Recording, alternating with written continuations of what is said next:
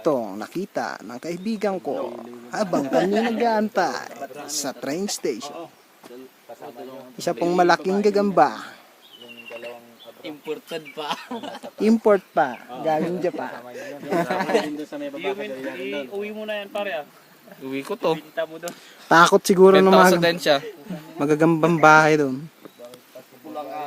Kalaki po. Sobrang laki. Kasing laki po ng pag nanunuli si Jorik. Laki no?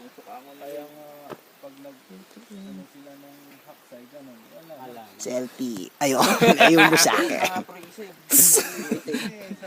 So, mabitawang ko to. Thanks. Putan, laki. Yan po si Jorik, ang batang gagamboy. Eh, makakagat ka niyan eh.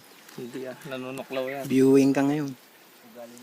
Tama na, babalik na po natin. Balik mo na. At Video niya ibalik. Binabalik na po. binabalik na po. Hindi po yan kinain, ha?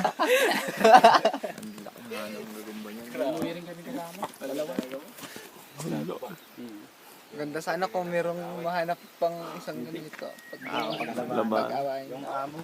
Tawagin nga natin yung amo natin. Sino yung amo niyo dyan?